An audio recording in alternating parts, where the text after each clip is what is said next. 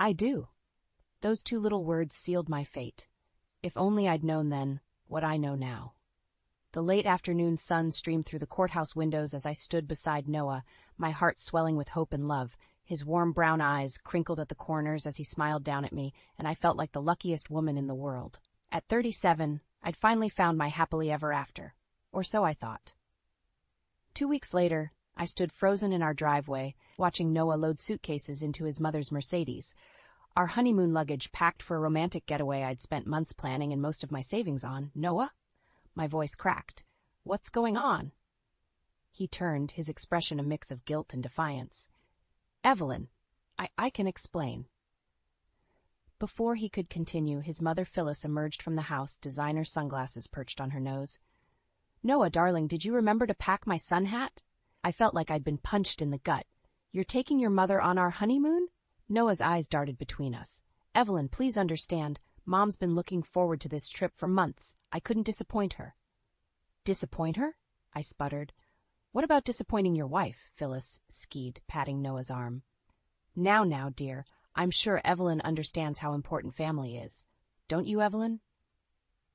I stared at her, speechless. This woman, who'd shown nothing but thinly veiled disdain for me since the day we met, was now stealing my honeymoon? Noah, I said, fighting to keep my voice steady. Can we talk privately for a moment? He hesitated, glancing at his mother. Go on, sweetheart, Phyllis cooed. I'll finish packing the car. I grabbed Noah's arm and pulled him inside, slamming the front door behind us. What the hell is going on? I hissed. He had the decency to look ashamed. I'm sorry, Evelyn. I know this isn't what we planned, but Mom's been so lonely since Dad left. She needs this vacation. And I need a husband who puts his wife first, I shot back. Do you have any idea how this makes me feel? Noah ran a hand through his hair. I know, but it's just one trip. We can go on our own honeymoon later, I promise. I laughed bitterly. Later? Noah, this was supposed to be our time, our start as a married couple, and you're choosing your mother over me? I'm not choosing anyone, he protested weakly. I'm just trying to make everyone happy. Well, congratulations, I spat. You've succeeded in making me completely miserable. A car horn blared outside. Noah jumped. I have to go. We'll talk when I get back, okay? Before I could respond, he was out the door. I followed, watching in disbelief. He climbed into the passenger seat beside Phyllis. As they backed out of the driveway, Phyllis lowered her window. Don't worry, dear, she called, her voice sickeningly sweet. I'll take good care of your husband. The Mercedes disappeared around the corner, leaving me standing alone in the driveway, my world crumbling around me. I stumbled back inside, collapsing onto the couch. How had this happened? How had my dream wedding turned into such a nightmare? As the shock wore off, a new emotion began to simmer in my chest. Rage. Pure, white-hot rage. Noah might think he could walk all over me, but he was about to learn a painful lesson. I grabbed my phone, my fingers shaking as I dialed. Hello, is this Sunset Travel Agency? I need to make some changes to a reservation. If Noah thought he could have his cake and eat it too, he had another thing coming. Two could play at this game, and I was just getting started. I paced the living room, my mind reeling. How had I ended up here? Just 6 months ago, I was Dr. Evelyn Harper, respected school psychologist, content with my career and independence. Now, I was a jilted bride, abandoned on my honeymoon for my mother-in-law. The phone rang, jarring me from my thoughts. It was my best friend, Lisa. Evelyn, what's going on? I just got the strangest call from Noah's cousin. I sank onto the couch. Oh, Lisa, it's a disaster. Noah left for our honeymoon with Phyllis. What? Lisa's voice rose an octave. His mother? Please tell me you're joking. I wish I was, I said, fighting back tears. I don't know what to do. Start from the beginning, Lisa urged. How did this happen? I closed my eyes, remembering the night that had changed everything. Remember that alumni mixer last fall? The one you dragged me to? Of course, Lisa said. You met Noah there. He seemed so perfect, I said softly. Charming, attentive, successful. When he asked for my number, I thought, this is it. This is my chance at happiness. I stood up, moving to the window. Outside, the neighborhood was quiet, peaceful, so different from the turmoil inside me. We started dating, and everything moved so fast. He was always calling, always wanting to spend time together. I felt cherished. But, Lisa prompted, I sighed. But there were signs. Little things I ignored because I wanted so badly for it to work out. Like what? Like how he'd cancel plans at the last minute because his mother needed him, or how he'd consult her on every decision, big or small. I remembered our first big fight, just a month into dating. We'd planned a weekend getaway, but Noah had bailed to help Phyllis redecorate her guest room. I confronted him about it, I told Lisa. He got defensive, said I was being selfish, that family should come first. "Oh, Evelyn," Lisa murmured. I know, I should have seen it then. But when he proposed 3 months later, I was over the moon. I thought marriage would change things." I laughed bitterly. Turns out I was right. It did change things, just not in the way I expected. "So what are you going to do?" Lisa asked. Before I could answer, my cell phone buzzed. A text from Noah. "Evelyn, I'm sorry. Please understand. I'll make it up to you, I promise." Anger flared in my chest. "Make it up to me?" I hissed. "How exactly do you plan to do that, Noah?" "Evelyn?" Lisa's voice came through the landline, concerned. "What's happening?" I ignored her, furiously typing a response to Noah. "Understand what? That you chose your mother over your wife? That you stole our honeymoon? Don't bother coming back. I'll have your things packed and waiting on the porch." I hit send, my hands shaking. "Evelyn!" Lisa shouted. "Talk to me!" I picked up the landline. "I'm done, Lisa. I'm done being second best. If Noah wants his mother so badly, he can have her. I'm filing for an annulment." "Are you sure?" Lisa asked. "Maybe you should wait until—" "Wait for what?" I snapped. "For him to come back and make more empty promises? No, I'm taking control of my life again." As I said the words, a plan began to form in my mind. Noah thought he could just walk away from this. He was about to learn how wrong he was. "Lisa," I said, my voice steady for the first time since Noah had driven away. "I need your help with something." "Anything," she replied without hesitation. I smiled grimly. "How quickly can you get to the Bahamas?" As I threw clothes into my suitcase, memories of Noah's peculiar behavior flooded back. How could I have been so blind? The signs were there all along, screaming at me to pay attention. I paused, holding one of Noah's shirts. The scent of his cologne lingered, and for a moment, my resolve wavered. Then I remembered Phyllis's smug face as they drove away, and anger surged through me again. My phone buzzed. Another text from Noah. "Evelyn, please, let's talk about this when I get back." I scoffed, typing furiously. "There's nothing to talk about. You made your choice." As I hit send, a knock at the door startled me. I opened it to find Sarah, Noah's sister, standing there with a concerned look on her face. "Evelyn, what's going on? I've been trying to reach Noah, but he's not answering." I laughed bitterly. "Oh, he's probably too busy enjoying his honeymoon with your mother." Sarah's eyes widened. "What? That's impossible. Noah wouldn't." "Wouldn't what?" I snapped. "Choose Phyllis over me?" "Because that's exactly what he did." I invited her in, recounting the events of the past few hours. Sarah listened, her face a mix of shock and embarrassment. "I'm so sorry, Evelyn," she said softly. "I knew Mom was overly attached to Noah, but I never thought it would go this far." "Neither did I admitted, but looking back, the signs were everywhere. I told her about the time Noah missed my birthday dinner because Phyllis had a crisis, a leaky faucet that apparently couldn't wait until morning, or the weekend he spent helping Phyllis declutter her attic instead of attending my award ceremony at work. "I remember that weekend," Sarah said, frowning. "Mom bragged about it for weeks, how Noah was such a devoted son." "And what about our engagement party?" I asked. "When Phyllis announced she was moving in with us after the wedding?" Sarah winced. "God, that was awful. I've never seen you so angry." I nodded, remembering the fight that followed. Noah had defended his mother, saying I was being selfish for not wanting to care for her in her golden years. Never mind that Phyllis was only in her early 60s and in perfect health. "I thought things would change after we got married," I said softly. "I thought he'd finally put me first." Sarah reached out, squeezing my hand. "This isn't your fault, Evelyn. Noah, he's always had a blind spot when it comes to Mom. Dad leaving hit them both hard." I froze. "Wait, what?" "Noah told me his father died when he was young." Sarah's eyes widened. "He what?" "No, Dad left when Noah was in college. Mom took it hard, leaned on Noah for everything. I guess he never really stopped trying to make up for Dad leaving." The revelation hit me like a ton of bricks. All this time, I'd thought I was competing with a grieving widow, Instead, I was up against a manipulative woman who'd spent years molding her son into the perfect surrogate husband. "I can't believe he lied to me," I whispered. Sarah squeezed my hand again. "What are you going to do?" I stood up, my mind made up. "I'm going to the Bahamas, and I'm bringing reinforcements." I quickly explained my plan to Sarah. Her eyes lit up with a mix of admiration and mischief. "Count me in," she said firmly. "It's time someone stood up to Mom and knocked some sense into my idiot brother." As we finalized our plans, my phone buzzed again. This time it was Phyllis. "Evelyn, dear, I hope you understand.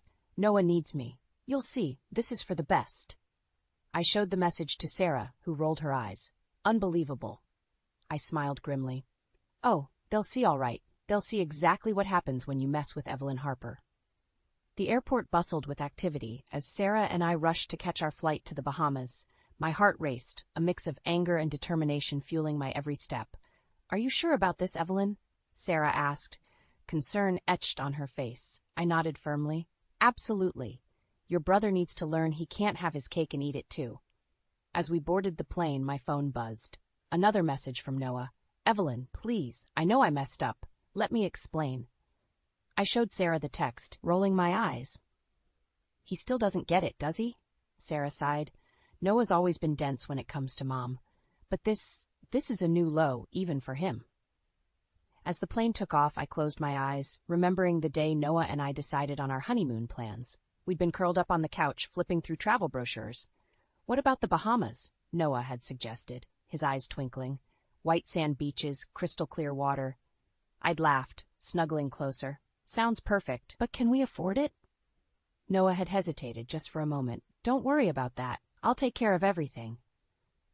Now, I realized the hidden meaning behind those words. He'd planned this betrayal from the start. Halfway through the flight, Sarah nudged me. "Evelyn, there's something you should know." I turned to her, eyebrow raised. "What is it?" She took a deep breath.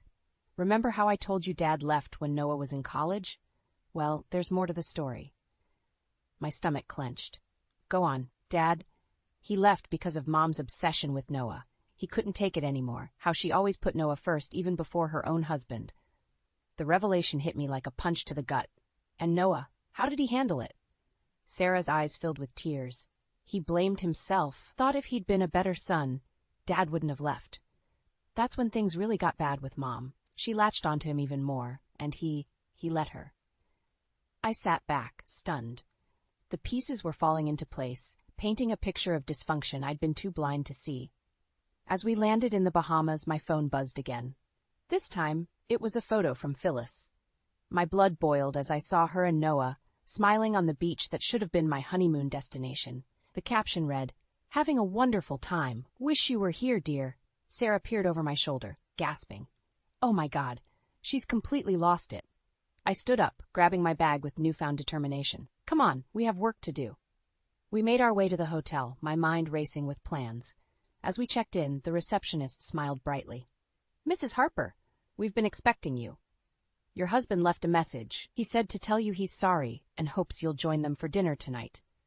I froze, my hand hovering over the room key. What?" The receptionist's smile faltered. "Is everything all right, ma'am?" I forced a smile. "Yes, thank you. We'll be there." As we rode the elevator to our room, Sarah turned to me. "What are you thinking?" I met her gaze, a plan forming in my mind. "I'm thinking it's time to give Noah and Phyllis a taste of their own medicine." Sarah's eyes widened. "What do you mean?" I smiled grimly. "They want me at dinner? Fine, but I won't be coming alone." As the elevator doors opened, I pulled out my phone, dialing a number I never thought I'd use. "Hello?" a gruff voice answered. I took a deep breath. "Mr. Harper, this is Evelyn, Noah's wife. I think it's time you and your son had a little reunion." My heart pounded as I stood outside the restaurant, Sarah by my side. Through the window, I could see Noah and Phyllis laughing over cocktails. The sight made my blood boil. "Are you ready for this?" Sarah asked, squeezing my arm. I took a deep breath. "As ready as I'll ever be." We walked in, heads held high.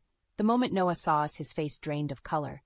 Phyllis, on the other hand, had the audacity to smile.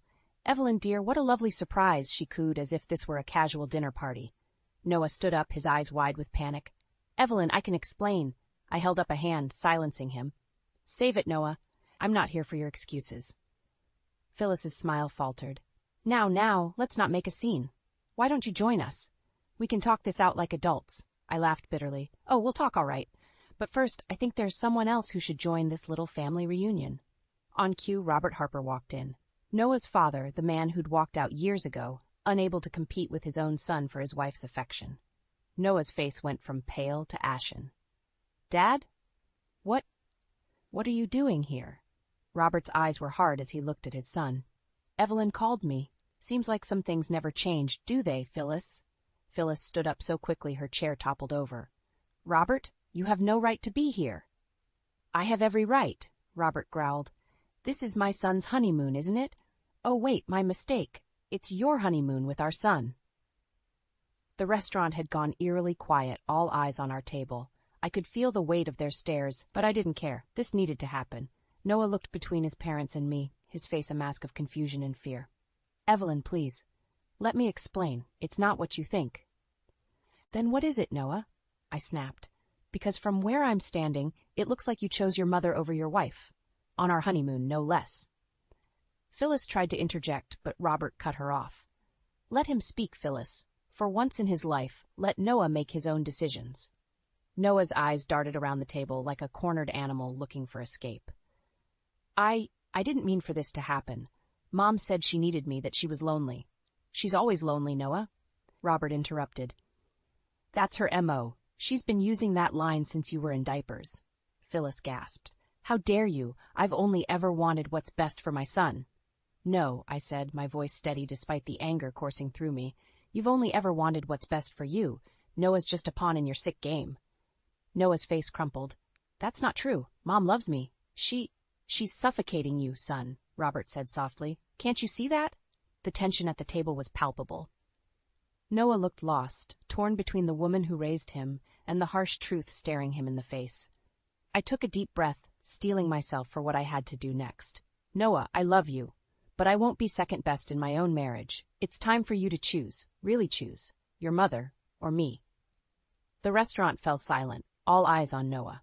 He looked at his mother, then at me, his face a battlefield of emotions.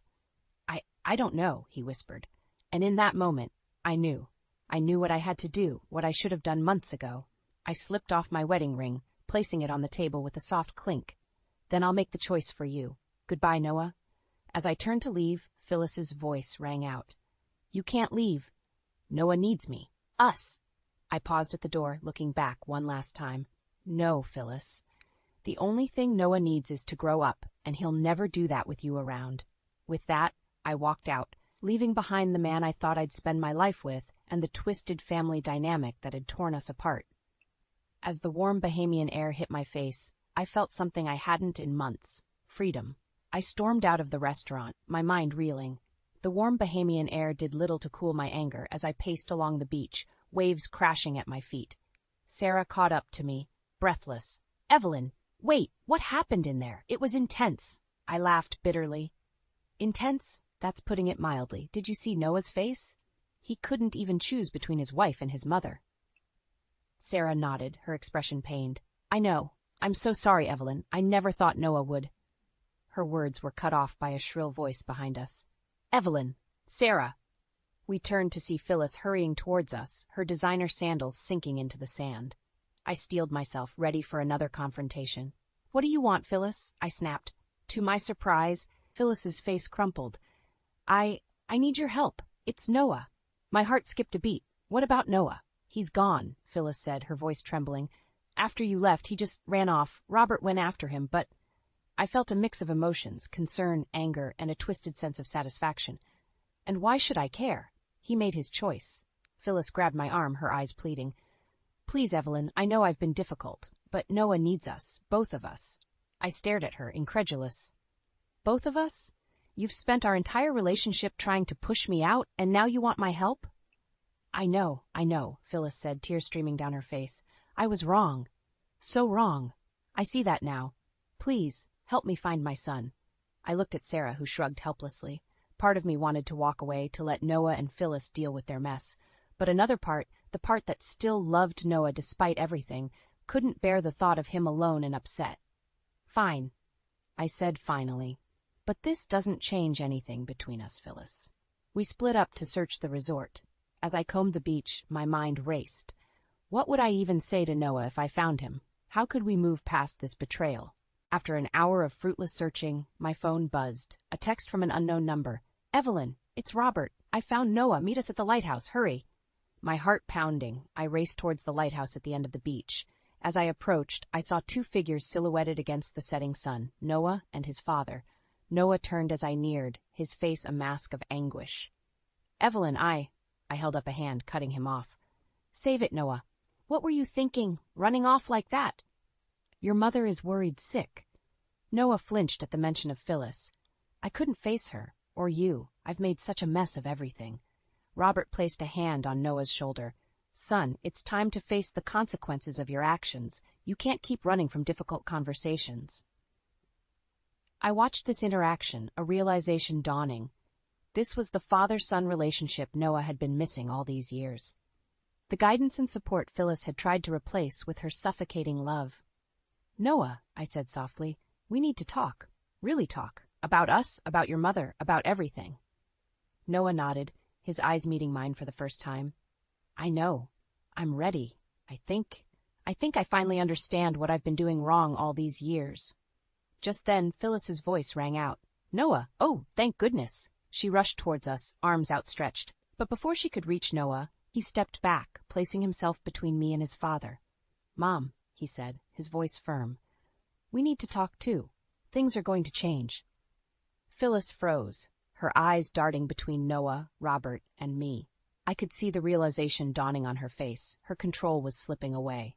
As we stood there, the four of us facing each other with the lighthouse as our backdrop, I knew we were at a turning point.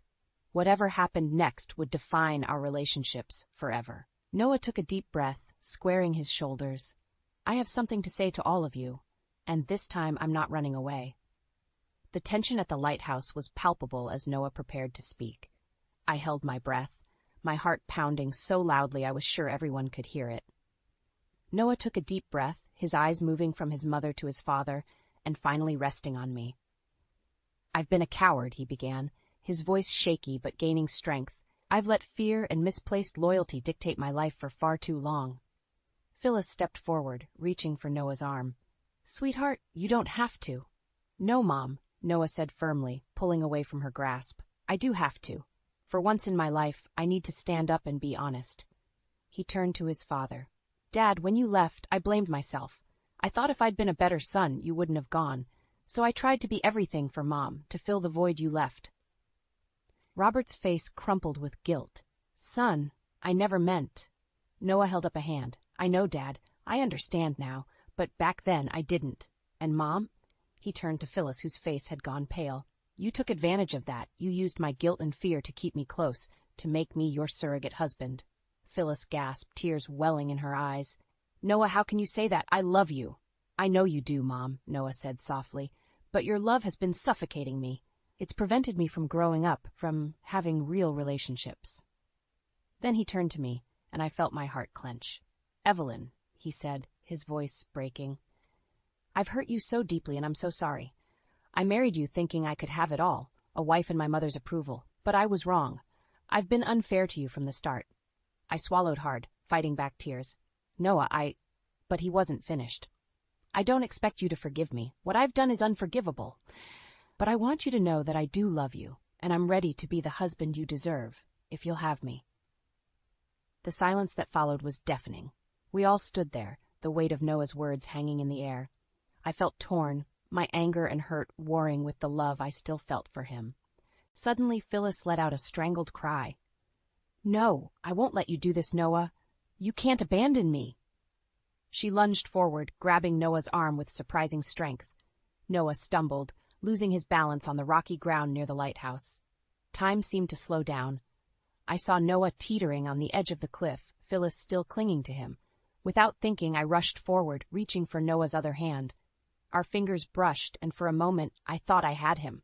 But then I felt myself being pulled forward, the ground disappearing beneath my feet. I heard shouts of alarm, felt hands grasping at my clothes. But it was too late. Noah, Phyllis, and I were falling, tumbling through the air towards the churning waves below. As the water rushed up to meet us, I had a moment of crystal clarity. This was it. This was where our twisted family drama had led us. To the edge of a cliff, literally and figuratively. The impact with the water knocked the breath from my lungs. I struggled to surface, the waves tossing me about like a rag doll. Through the spray, I caught glimpses of Noah and Phyllis also fighting against the current. As I gasped for air, I realized the true gravity of our situation. We were all in over our heads, drowning in the consequences of our actions, and now our very lives hung in the balance. In that moment, facing death, I had to make a choice. Did I have it in me to forgive, to help the very people who had hurt me so deeply, or would I let the waves of resentment pull us all under? With my strength fading, I made my decision. I just hoped it wasn't too late. The waves crashed around us, salt water burning my eyes and throat. I could barely make out Noah and Phyllis through the spray, both struggling to stay afloat. In that moment, all the anger and betrayal I'd felt seemed insignificant compared to the fight for survival.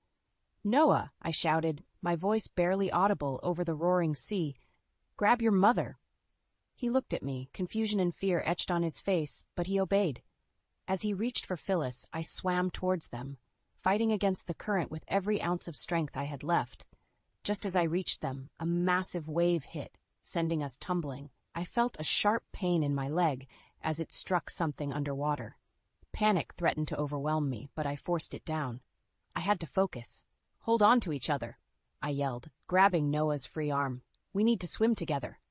As we battled the waves, I caught glimpses of the shore. Robert and Sarah were there, waving frantically. I could see other figures too, resort staff, I assumed, coming to our rescue.